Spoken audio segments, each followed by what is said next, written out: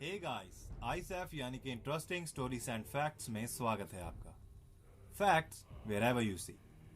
मैं हूं आपका होस्ट और नरेटर गुरनूर टूर और आप देखने जा रहे हैं वाइल्ड स्टॉर्म की God of war part 1 story explained. इस पार्ट में हम देखेंगे कि कौन था असल गॉड ऑफ वॉर, कौन थी लिजेंड्रा और कैलियोपी, आखिर क्यों क्रेटोस ऑस्लीपियस के एम्ब्रोसिया को हासिल करना चाहता था, और देवताओं ने क्यों कुछ योद्धाओं को चुना था ऑस्लीपियस के एम्ब्रोसिया को पाने के लिए। Everything in this video.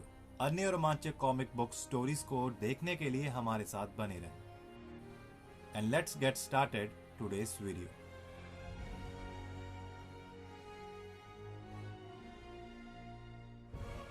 तो स्टोरी की शुरुआत होती है एक युद्ध से, जहां पर स्टोरी हमें बताती है कि हाल ही में एरिस को हराकर द गॉड ऑफ वॉर बने क्रेटोस का यह विश्वास था कि अब उसके बुरे सपने जल्दी ही खत्म हो जाएंगे। लेकिन अभी तो उसे यह पता चलना था कि यह तो सिर्फ शुरुआत है उन बुरे सपनों की। इसके बाद हम देखते हैं क्रेटोस को ब्लेड्स ऑफ क्योस को हाथ में लिए एक टार्टरस के डीमन मिनोटॉर के साथ लड़ते हुए। मिनोटॉर क्रेटोस को कहता है कि द टेम्पल ऑफ ऑस्लीपियस में तुम्हें भी आने की इजाजत नहीं है क्रेटोस, जहां से पीछे चले जाओ और अपनी दर्दनाक और धीमी मौत से बचो। गुस्साया हुआ क्रेटोस मिनोटॉर को कहता है कि कोई भी टार्टरस का डीमन गॉड ऑफ वॉर को नहीं रोक सकता और वह एम्ब्रोसिया सिर्फ मेरा होगा। क्रेटोस से लड़ते हुए मिनोटॉर हंसकर उससे कहता है कि तुम एक मानव हो और तुम्हारा खून भी एक आम मानव की तरह बहता है और इतनी ही आसानी से तुम मारे भी जाओगे। क्रेटोस उससे कहता है कि अब मैं केवल एक नश्वर मानव नहीं हूं, मैं अब भगवान बन चुका हूं। यहाँ पर हम क्रेटोस को दो पहाड़ियों को जोड़ते एक पुल के ऊपर डीमन से घिरे लड़ते हुए देख सकते हैं, और वह उनसे कहता है कि इसीलिए अपनी मर्जी के अनुसार मुझ पर हमला करो, एक बार चाहे 100 बार, मगर तुम उतनी ही जल्दी और उतने ही दर्दनाक तरीके से मारे जाओगे। और ब्लेड्स ऑफ क्योस को घुमाते हुए वह सभी डीमंस को खत्म करता जाता है और अंत में कहता है कि मैं उस चीज को हासिल करके रहूंगा जो मेरी होनी चाहिए। और हमेशा की तरह क्रेटोस ने जो भी चाहा था वह उसे इतनी आसानी से हासिल नहीं हुआ था।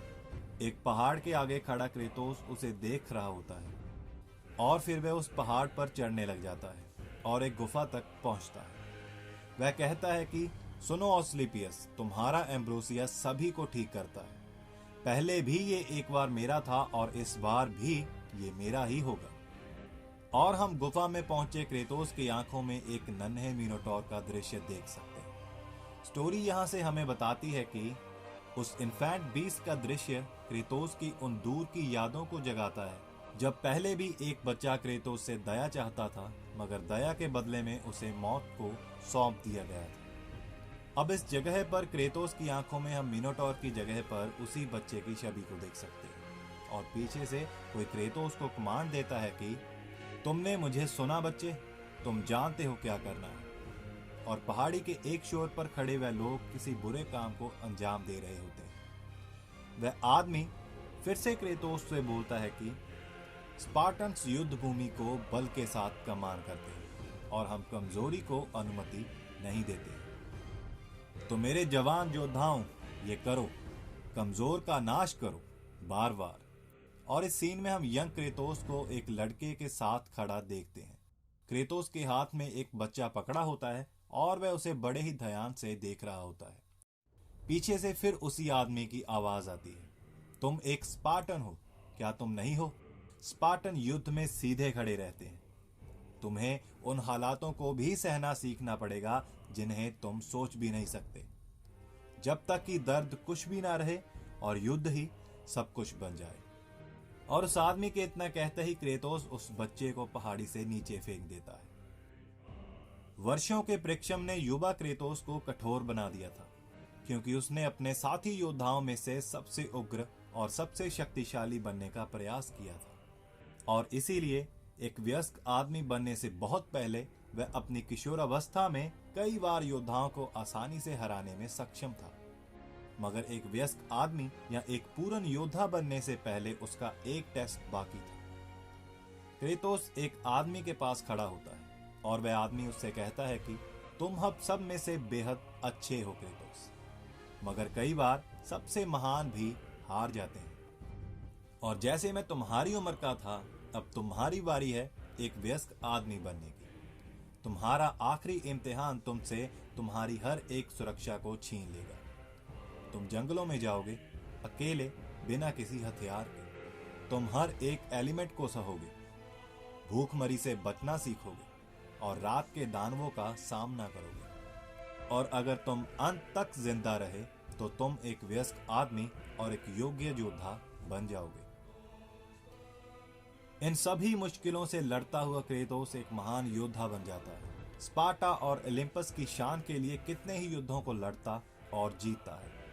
अनगिनत लड़ाइयों में बेजोड़ ताकत और बहादुरी का प्रदर्शन करते हुए क्रेतोस अपने उच्च अधिकारियों की नजर में आ जाता है। इसके बाद हम देखते हैं क्रेतोस को बादशाह के आगे झुके हुए। वह क्रेतोस से कहता है कि सेनापतियों ने तुम में स्पार्टा के अगले लीडर को देखा है। और ये सुनते ही पीछे खड़े लोग हर्षो उल्लास से क्रेतोस के नाम को पुकारने लग जाते हैं। लेकिन जैसे ही उसे एक कृतज्ञ राष्ट्र की प्रशंसा मिली, वहीं पर क्रेतोस ने अपनी अगली विजय को हाथों में देखा। बादशाह क्रेतोस को वीरता की तलवार पुरस्कार में देता है और वह कहता है कि मैं आशा करता हूं कि तुम्हारे साथ इटर्नल स्पार्टा के नाम पर जीवन भर की जीत सुनिश्चित रहेगी। और इतने में ही पीछे से एक लड़की क्रेतोस को आवाज लगाती है और झुकते हुए अपने बारे में बताने लगती है। क्रेतोस उसे कहता है कि तुम्हें मेरे आगे झुकने की जरूरत नहीं है और कृपया मुझे अपना नाम बताओ। वह लड़की अपना नाम लिजांद्रा बताती है। लंबे समय से क्रेतोस युद्ध के रोमांच को जानता था और उसने अपने दुश्मनों के खून को चखा था। अंतहीन लड़ाइयां भी उसे संतुष्ट ना कर पाई और ना ही वह अनगिनत स्त्रियां जिनको वह अपने बिस्तर पर लाया था। उसे किसी और चीज की भूख थी। मगर अब खून और युद्ध की वह दृष्टि डूबते सूर्य के समान धुंधली पड़ने लगी थी और उसके भीतर का खालीपन भी भरने लगा था। अपने जीवन में पहली बार क्रेतोस ने संतोष महसूस किया था। क्रेतोस ने लिजांद्रा से विवाह कर लिया और वह उसके बच्चे की मां बनने वाली थी। दूसरे सीन में हम लिजांद्रा को बच्चे को जन्म देते देखते हैं, जहां पर उसकी मिडवाइफ लिजांद्रा को कहती है कि तुम बेहद दर्द में हो, सांस लो जैसे मैंने तुम्हें सिखाया था। लिजांद्रा उसे कहती है कि मेरी चिंता मत करो, तुम्हारी चिंता का विषय सिर्फ मेरा बच्चा होना चाहिए। मिडवाइफ कहती है कि तुम्हारा बच्चा दिख रहा है और जल्दी ही सब ठीक हो जाएगा। और बच्चे के जन्म लेते ही पीछे खड़ी एक औरत चिल्लाने लग जाती है और उस बच्चे को एक राक्षस बताती है। मिडवाइफ भी बच्चे को देखकर चौंक जाती है। क्रेतोस उससे पूछता है कि तुमने मेरी बच्ची के साथ क्या किया है। और यहां से हमें पता चलता है कि लिजांद्रा ने एक लड़की को जन्म दिया था। लिजांद्रा क्रेतोस को पूछती है कि क्या बात है। मिडवाइफ क्रेतोस को बताती है कि ये एक प्लेग है मेरे प्रभु, और स्पार्टा के कई बच्चे इसी बीमारी से पीड़ित हुए हैं। देवताओं को उन बच्चों के लिए जरूर रोना चाहिए। निराश हुआ क्रेतोस लिजांद्रा को कहता है कि उस बच्ची को तुम्हारे साथ नहीं होना चाहिए, उसे काउंसिल के पास जरूर लेकर जाना पड़ेगा। रोते हुए लिजांद्रा कहती है कि उन्हें उसे मत लेकर जाने दो, क्योंकि तुम जानते हो कि इस सभी के बाद हमारी बच्ची मार दी जाएगी। लिजांद्रा को समझाते हुए क्रेतोस कहता है कि स्पार्टा सिर्फ मजबूत इंसानों को जीने का हक देता है और बाकी के अन्य पीड़ित उनके लिए कुछ भी नहीं है। रोते हुए लिजांद्रा कहती है कि तुम हमारी बच्ची को उनके हाथों मरने नहीं दे सकते, उनसे बात करो, वह तुम्हें जरूर सुनेंगे। मिडवाइफ कहती है कि नहीं, वह नहीं सुनेंगे मोहतरमा। कानून ना तो एक सिपाही के लिए बदले जाएंगे और ना ही बादशाह के लिए। मगर बहुत पहले मैंने एक हीलर को इस बीमारी के इलाज के बारे में बात करते सुना था। क्रेतोस मिडवाइफ से कहता है कि वह इलाज क्या है और मैं उसे कहां पर ढूंढ सकता हूं। और मिडवाइफ उसे बताती है कि ऑस्लीपियस का एम्ब्रोसिया ही इस बीमारी का इलाज है। क्रेतोस हैरान होते हुए कहता है कि वह ऑस्लीपियस जो हीलिंग का देवता है। मिडवाइफ कहती है कि हाँ, लोग कहते हैं कि उसका एम्ब्रोसिया किसी भी बीमारी या रोग को ठीक कर सकता है और वह तो मरे हुए को भी जीवित कर सकता है। मैं तुम्हें बता सकती हूँ कि तुम उस हीलर को कहां पर ढूंढ सकते हो। क्योंकि सिर्फ वही जानता है कि ऑस्लीपियस का मंदिर कहाँ पर है। और यहाँ से हमें पता चलता है कि क्रेतोस उस पहाड़ी पर किसे ढूंढ रहा था और वह एम्ब्रोसिया को क्यों हासिल करना चाहता था। अपनी पीड़ित बच्ची को ठीक करने के लिए उसे एम्ब्रोसिया की जरूरत थी। लिसांद्रा क्रेतोस को कहती है कि वह अपनी बच्ची को देखना चाहती है जिसका नाम उसने कैलियोपी रखा है। क्रेतोस कहता है कि अगर तुम उसे ना देखो तो अच्छा होगा। लिसांद्रा कहती है कि वह मेरी बच्ची है, मेरे करीब लाओ उसे। और जब मिडवाइफ उस पीड़ित बच्ची को लिसांद्रा को देती है तो लिसांद्रा कहती है कि वह कितनी सुंदर है। क्रेतोस कहता है कि देवताओं की दया से मैं हमारी बच्ची को जरूर बचाऊंगा।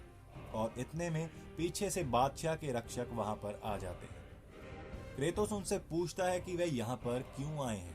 बादशाह का रक्षक क्रेतोस को कहता है कि वे ये सुनिश्चित करने आए हैं कि क्या क्रेतोस के पीड़ित बच्चे की वह अफवाह सच है। और वह कहता है कि मेरा पहला पुत्र भी इस बीमारी से पीड़ित है। मैं माफी चाहता हूं क्रेतोस, मगर तुम जानते हो कि हमारे कानून सबसे बढ़कर हैं। और वह लिसांद्रा से बच्ची को लेने लगता है। वह कहता है कि बीमार और विकलांग को यहाँ पर जीने का हक नहीं है। इसी बीच क्रेतोस आ जाता है और वह कहता है कि मैं इसकी अनुमति नहीं देता हूँ। गार्ड कहता है कि क्या तुम उन कानूनों को तोड़ना चाहते हो जिनको पूरा करने की तुमने सौगंध खाई थी।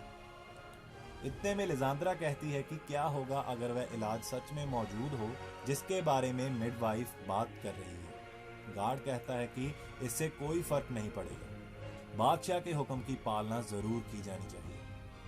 लिसांद्रा कहती है कि ये सिर्फ मेरी बच्ची ही नहीं होगी जो बचेगी, मगर सोचो कि वह इलाज पूरे स्पार्टा के लिए कितना फायदेमंद होगा। क्रेतोस कहता है कि लिसांद्रा ठीक कह रही है, इस इलाज के बाद किसी भी बच्चे का बलिदान देने की जरूरत नहीं पड़ेगी। हमारी फौजें संख्या में कितनी ही बढ़ जाएंगी। अगर वह इलाज सच में मौजूद है तो फिर हमें कोई भी हरा नहीं पाएगा। और इसीलिए स्पार्टा की शान की खातिर तुम्हें मुझे थोड़ा समय जरूर देना होगा। गार्ड कहता है कि बहुत अच्छे, जाओ जाकर इलाज को ढूंढो। और अगर मिडवाइफ जो भी कह रही है वह सच है तो शायद तुम्हारी बच्ची बच सकती है। और तुम्हारे इस काम के बदले में पूरा स्पार्टा तुम्हारा आभारी होगा। मगर हमेशा की तरह है, अगर तुम उस बलिदान की रस्म से पहले इलाज को ढूंढकर ना ला पाए तो तुम्हारा बच्चा भी मेरे बच्चे के साथ इलीजियम की वादियों में सड़ेगा। और ऐसा कहते हुए गार्ड बच्ची को लिसांद्रा से छीन लेता है। वह क्रेतोस को कहता है पूर्णिमा के उदय तक आ जाना और कोई देरी मत करना। युद्ध का देवता एरिस ये सब देख रहा होता है और वह हेडिस को कहता है कि क्रेतोस मेरी ओर से उस काम को पूरा करेगा और देखते हैं कि क्या वह कुछ अलग कर पाएगा। वह कहता है कि मैं क्रेतोस को उसकी किशोरावस्था से देख रहा हूँ। उसकी आंखों में देखो, वह कितनी गुस्से से भरी हुई और निर्धारित है। वह उसके मिशन की भूख में जल रही हैं। धरती पर ऐसा कोई भी नहीं जो उसे रोक पाएगा। और मुझे तो इस बात का भी आश्चर्य है कि क्या हम भी उसे रोक पाएंगे। और वह दूसरों से पूछता है कि क्या तुम लोगों ने अपने सैनिकों को चुन लिया है। हेडिस एरिस को कहता है कि सारा खजाना मेरा होगा और मैं तो उस प्रतिमा को भी देख पा रहा हूं जो कि मेरे मंदिर में मेरी शान में लगेगी और ये पेंडोरा के शक्तिशाली मंदिर से भी कहीं ज्यादा प्रबल होगी। एरिस हेडिस को कहता है कि कई बार तुम खुद से भी आगे निकल जाते हो। हेडिस कहता है कि नहीं, तुम्हारा इंसान दिमाग से नहीं मगर अपनी मांसपेशियों से सोचता है। वह उतावला और आवेगी है और उसके शारीरिक बल के होते हुए भी उसका उसकी औरत के साथ प्यार उसके नाश का कारण बनेगा। मेरा योद्धा इन भावनाओं से रहित है। एल्रिक, जो कि एक महान बारबेरियन प्रिंस है, वह किसी भी आदमी, औरत, बच्चे या जानवर को बिना किसी दया और सोच के खत्म कर देगा। और जैसे कि तुमने अपने योद्धा को एक चेचक से पीड़ित बच्चा देकर इस काम को करने के लिए मजबूर किया है, वैसे ही मैं एल्रिक के पिता, जो कि बारबेरियन किंग है, से उसकी जिंदगी छीन रहा हूं। एल्रिक अपने पिता की जिंदगी बचाने के लिए ऑस्लेपियस के कुएं में जरूर उतरेगा और उसे कोई भी रोक नहीं पाएगा। यहाँ तक कि तुम्हारा तुच्छ योद्धा भी नहीं। फिर एरेस हेडिस से अपना ध्यान हटाकर बाकी अन्य देवताओं पोसाइडन, हीलियस, हर्मेस और आर्टेमिस से पूछता है कि क्या तुम देवताओं ने अपने योद्धाओं को चुन लिया है। आर्टेमिस एरेस को कहती है कि तुम हमारे रहस्यमय योद्धाओं के लिए चिंतित हो एरेस, मगर मैं तुम्हें उनके खिलाफ किसी भी छल कपट की योजना बनाने का अवसर नहीं दूंगा।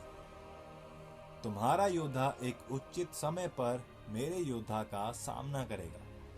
इस पे पोसाइडन कहता है कि आर्टेमिस सही है, मैं भी तुम्हें इसके बारे में कोई उन्नत जानकारी नहीं दूंगा, मगर मैं तुम सभी को मेरे गौरवशाली शहर एटलांटिस में आमंत्रण दूंगा जब मेरे मंदिर का निर्माण शुरू होगा। बस एक बार मेरे योद्धा को तुम सभी के योद्धाओं को हरा देने दो। हर्मेस उन सभी को कहता है कि तुम सभी मूर्ख देवता अपने एकांत मंदिर बनवा सकते हो, मगर ये आकार नहीं जो मायने रखता है, बल सिर्फ संख्या में होता है। और जब मेरा योद्धा जीतेगा तब मैं पूरे ग्रीस में अपनी शान को दिखाने के लिए अपनी प्रतिमाओं को बनवाऊंगा और मेरा सुंदर चेहरा तुम हर ओर देखोगे। ऐसा कहते ही वह सभी के लिए मदिरा को ले आता है। हीलियस हर्मिस को कहता है कि ये सब हम देखेंगे, तुम एक बार उस खेल को शुरू होने दो।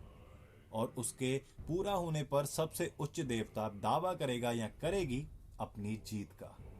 और इसी पे वह सभी देवता अपने मदिरा के प्यालों को हवा में उठाते हैं, मगर उनमें से एक देवता वहां से चला जाता है और वह होता है नरक का देवता हेडिस।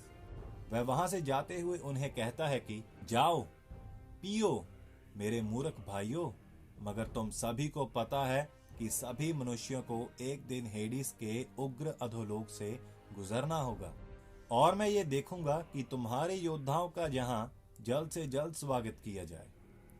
दूसरी तरफ मिडवाइफ से हीलर का पता जान लेने के बाद क्रेतोस उस हीलर से मिलने के लिए जाता है। वह उसे बताता है कि मैं यहाँ एक फरियाद लेकर आया हूँ और हीलर उसे कहता है कि मैं जानता हूँ कि तुम यहाँ किस लिए आए हो, जैसे कि मैं ये भी जानता हूँ कि तुम उसमें सफल नहीं हो पाओगे। हीलर से गुस्सा होते हुए क्रेतोस उसे हवा में उठा लेता है और उसे कहता है कि नहीं, मैं अपनी बच्ची की जिंदगी के लिए लड़ रहा हूं और अगर तुमने ये फिर से कहा तो मैं तुम्हें यहीं पर खत्म कर दूंगा। हीलर कहता है कि मैंने तुम्हारा भविष्य नहीं बनाया है क्रेतोस, मैं सिर्फ तुम्हें इससे सावधान कर रहा हूं। और फिर वह क्रेतोस को अपोलो की फ्लेम को देता है और कहता है कि ये तुम्हें ऑस्लीपियस के कुएं तक लेकर जाएगी, लेकिन सावधान रहना, ये तुम्हारी रक्षा नहीं करेगी। क्रेतोस कहता है कि मैं किसी से डरता नहीं हूं, देवता मुझे मेरी बच्ची की जिंदगी बचाने के लिए शक्ति देंगे। और जब क्रेतोस जाने लगता है तो हीलर पीछे से कहता है कि नहीं मेरे बेचारे मूर्ख बेटे, ये देवता ही हैं जिनसे तुम्हें डरना चाहिए। क्रेतोस अपनी मंजिल की ओर जाते हुए खुद से कहता है कि वह हीलर झूठ बोल रहा था, मैं मेरे रास्ते में आने वाली किसी भी चीज को मुझे रोकने नहीं दूंगा, मैं कैलियोपी को बचा लूंगा और मेरे बिस्तर के ठंडा होने से पहले लिजांद्रा फिर से मेरे साथ सोएगी। और जब क्रेतोस ये सब सोच रहा होता है तभी उस पर कोई दानव आग से हमला कर देता है और वह चौंक जाता है। क्रेतोस के चारों ओर आग होती है और क्रेतोस उस दानव को कहता है कि तुम जो भी कुछ हो मगर तुम मुझे रोक नहीं पाओगे।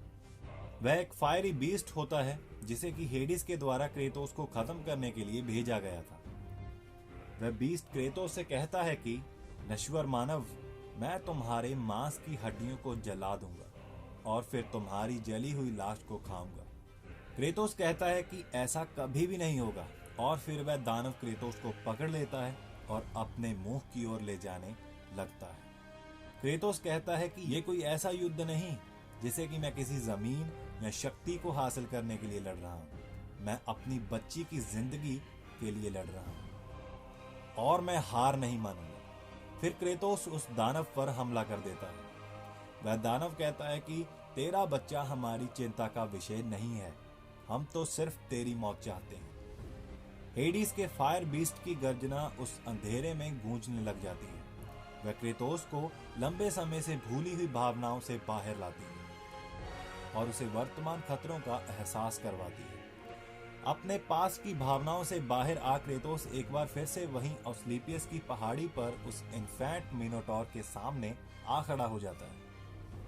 वह उस दानव से कहता है कि पहले एक बार मैं ऑस्लीपियस के मंदिर में एक जिंदगी को बचाने के लिए आया था और इस बार एक जिंदगी को खत्म करने के लिए आया हूं।